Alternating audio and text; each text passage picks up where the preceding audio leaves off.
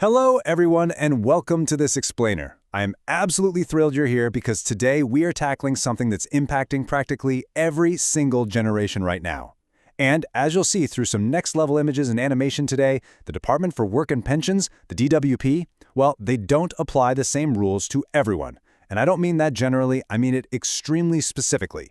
Depending on the exact year you were born, your state pension age is different, the deadlines you face are different, and the costly mistakes that can permanently reduce your retirement income, yeah, those are entirely different too. What's happening in 2026 is that people in every single birth year group are either receiving way less than they're entitled to, or they're about to make a decision they literally cannot undo. Why? Because nobody clearly explained the rules for their specific situation. But today, we're going to fix that.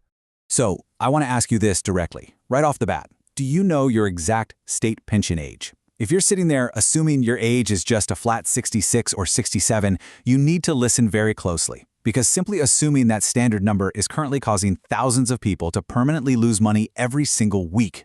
The rules change constantly, and when they do, the DWP doesn't exactly send you a personalized explanation in the post. They just change the policy and will kind of expect you to already know. Okay, let's dive right into this. £800 million.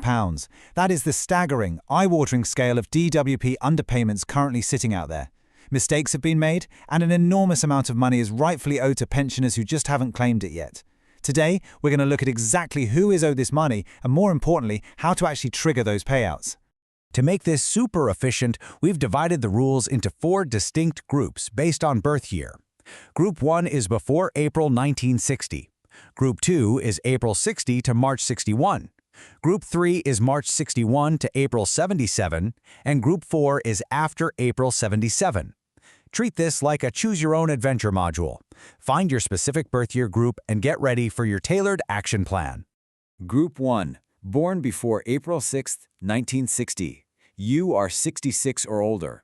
Now, if you're in this bracket, assuming there is nothing left to check is a really dangerous trap that could be costing you money every single month. Notice this dangerously tiny margin right here, £22.40. Let me explain why this matters so much. The full new state pension for 2026-27 is £12,547.60 per year. But your personal allowance, the amount you can actually earn tax-free, is frozen at £12,570. So the gap between your pension and your tax limit is just 22 quid and 40 cents. This means any additional income at all, a small private pension, some savings interest, or even just a tiny bit of part-time work, instantly pushes you into the taxable zone. It's like walking a financial tightrope. HMRC is currently issuing simple assessment letters telling retirees they owe income tax, often for the very first time in their entire retirement. So here is your specific action plan for Group 1. First, if you lost a spouse who reached pension age before April 2016, you might actually be entitled to inherit a portion of their additional state pension. The DWP doesn't always do this automatically, so you must ring 0800-731-0469 to ask. Second, if you get one of those HMRC tax letters we just talked about, do not ignore it. The deadline to pay or challenge it is January 31st. And finally, specifically for women who retired before April 2016, if your pension seems low, you might be part of that massive $800 million DWP correction exercise. The average corrections are huge, around $5,900 for married women and over $11,000 for widows. The arrears arrive as a lump sum, but the exercise only runs until March 2027, and the DWP is waiting for you to step forward.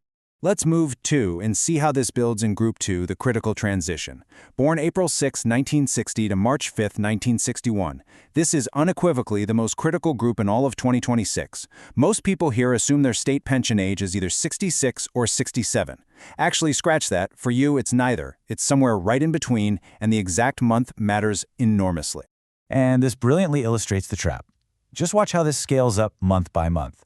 If you were born between April 6th and May 5th, 1960, your exact age is 66 and 1 month. May 6th to June 5th, 66 and 2 months. It climbs steadily all the way to March 1961.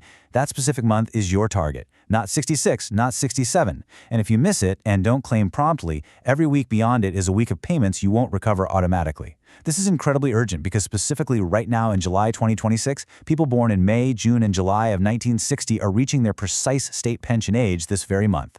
If you are in this transition group, here are your exact steps. The DWP usually sends an invitation letter about 4 months before your precise age. If you've received it and haven't responded, ring the Pension Service today on 0800-731-7898. If you aren't sure of your date, check the gov.uk calculator immediately. But here is the critical secret step number 3. When you ring to claim, you can ask for your state pension to be backdated by up to 12 months. The catch? The DWP will not mention this to you on the phone. It's almost like a secret menu item. You have to explicitly out loud to discuss backdating your claim to the earliest possible date. Now you might be wondering, why is asking for that backdate so absolutely crucial? Because successfully backdating a claim for 12 months on the full new state pension of $241.30 a week results in a massive single lump sum payment of over $12,500. That drops right alongside your first regular installment. That is life-changing money. But again, you only get it if you know to ask for it. Group 3. Maximizing your payout. Born March 6, 1961 to April 5, 1977. Your baseline state pension age is 67. Right now is the perfect window to take 2 specific actions to maximize your eventual payout. Now, what's really interesting about this slide is the incredible return on investment when you fill national insurance gaps. To get the full new state pension, you need 35 qualifying years.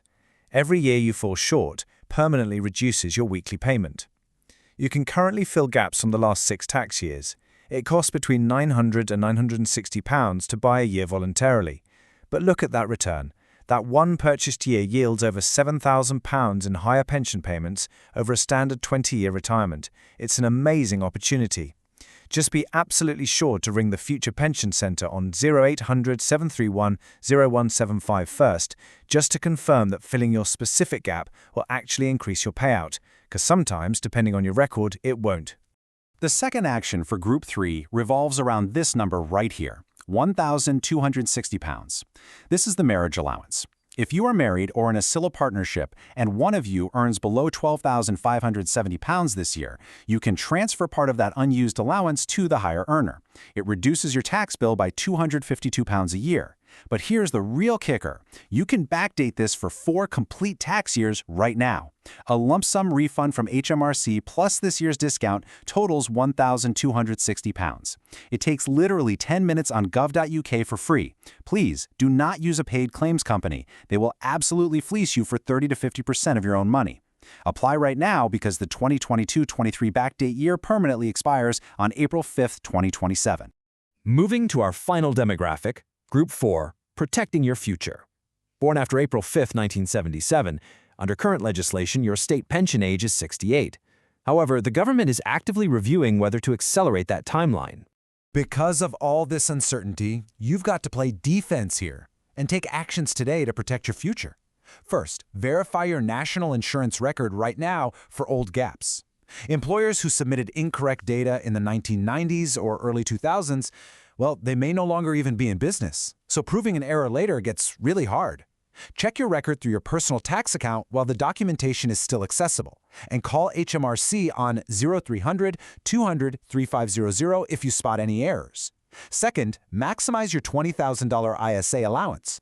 With the personal tax allowance completely frozen, an ISA builds a tax-free foundation that safely compounds over decades. So, the crucial point is this third step, maximizing your workplace pension.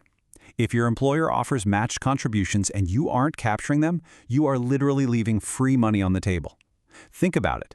If you put in 5% and your employer matches that 5%, you instantly double your money, resulting in a 10% total contribution for a 5% cost. There is simply no other investment in the world that returns a guaranteed 100% on day one. And that brings us to the ultimate question. Which action will you take today? The rules are complex, the deadlines are approaching rapidly, and leaving your finances on autopilot could cost you heavily. Review your specific group's steps, make those phone calls, check your tax accounts, and secure the money you are fully entitled to. Thank you so much for joining me on this explainer. Please share this breakdown with your friends and family so they don't fall into the birth year rule trap either. Until next time, stay focused and stay informed.